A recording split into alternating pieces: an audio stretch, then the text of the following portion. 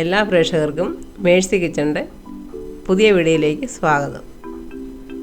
ഞാനിന്നിവിടെ കാണിക്കുന്നത് ചൂര എങ്ങനെ കറി വയ്ക്കാം എന്നുള്ളതാണ് ഇവിടെ കാണിച്ചിരിക്കുന്നത്. അതിന് വേണ്ടതായ ചേരുവകൾ എന്തൊക്കെയാണെന്ന് നമുക്കിവിടെ നോക്കാം. 1 കിലോ ചൂര, വെള്ളച്ചൂരയാണ് ഞാനിവിടെ എടുത്തിരിക്കുന്നത്. കൂടാതെ മീഡിയം സൈസ് ഒരു സവോള, 2 തണ്ട് കരിവേപ്പില, 1 കൂട് വെളുത്തുള്ളി, വലിയൊരു കഷ്ണം ഇഞ്ചി. ഇത്രയാണ് നമുക്കിവിടെ ഇതിന് വേണ്ടതായ ചേരുവകൾ. ഞാനിവിടെ ചൂര നന്നായി വെട്ടി തേച്ച് കഴുകി കഷ്ണങ്ങളാക്കി വച്ചിരിക്കുന്നതാണ് ഇവിടെ കാണിച്ചിരിക്കുന്നത്. അതിലേക്ക് 1/2 ടീസ്പൂൺ മഞ്ഞൾപ്പൊടി, 1 ടീസ്പൂൺ മുളക് പൊടി, 1 ടീസ്പൂൺ ഉപ്പ് പൊടി. അപ്പോൾ നമുക്ക് ഇതെല്ലാം കൂടെ ചേർത്ത് കുഴച്ച് മാറ്റി വയ്ക്കാം.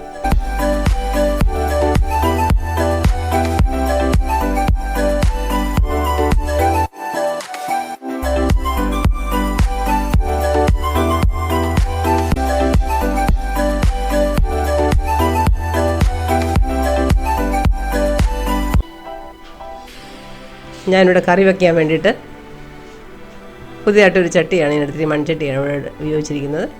അതിലേക്ക് 3 ടേബിൾ സ്പൂൺ വെളിച്ചെണ്ണയാണ് ഞാനിതിനായി ഉപയോഗിക്കുന്നത്. അതൊന്ന് ചട്ടി ഒന്ന് ചുറ്റിച്ച ശേഷം അതിലേക്ക്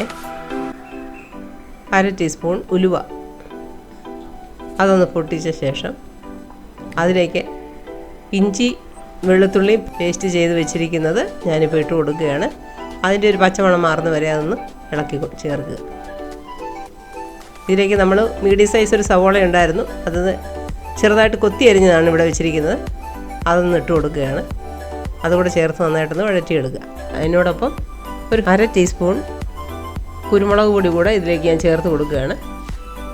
അതെല്ലാം കൂടെ ഒന്ന് നന്നായിട്ട് വഴറ്റി മിക്സ് ചെയ്ത് വഴറ്റിയെടുക്കുക. അതിൻ്റെ പച്ചമണം മാറുന്നവരെ വഴറ്റണം. അതിലേക്ക് 1/2 ടീസ്പൂൺ മഞ്ഞൾപ്പൊടി, 3 ടീസ്പൂൺ മുളക് പൊടി അതൊന്ന് ചേർത്ത് ഇളക്കി വഴറ്റുക.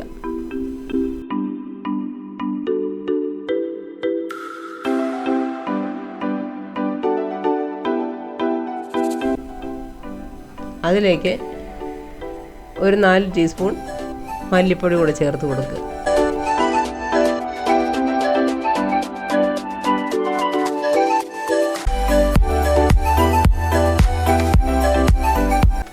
ഇതിലേക്ക് ഞാൻ ഒരു 1/2 ഗ്ലാസ് വെള്ളത്തിൽ കുടംപുളി ഇട്ട് വെച്ചിട്ടുണ്ടായിരുന്നു.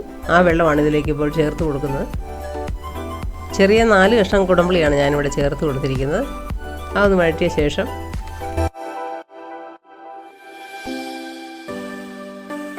അതിലേക്ക് 1 ഗ്ലാസ് വെള്ളം ഞാൻ കുറേശ്ശെ ഒഴിച്ചു കൊടുക്കുകയാണ്. അതിലേക്ക് അല്പം ഉപ്പ് കൂടി ഇട്ട് കൊടുക്കുകയാണ്.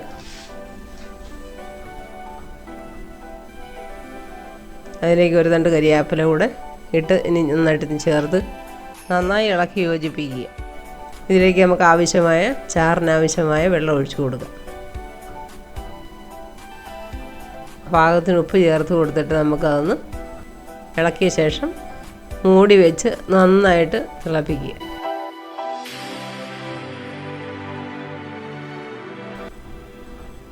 ഇപ്പോൾ നന്നായിട്ട് തിളച്ചിട്ടുണ്ട്. അതിലേക്ക് നമ്മൾ തയ്യാറാക്കി മാറ്റി വെച്ചതായ മീനിൻ്റെ കഷ്ണങ്ങൾ ഓരോന്നും അതിലേക്ക് ഇട്ട് കൊടുക്കുക.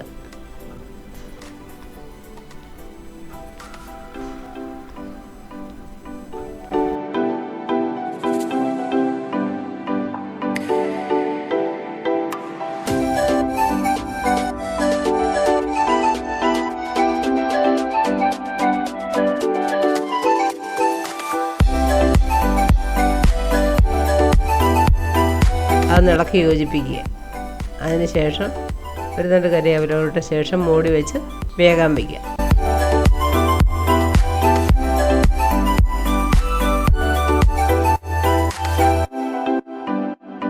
ഇപ്പം നന്നായിട്ട് ആവി വന്ന് തിളച്ചിട്ടുണ്ട്.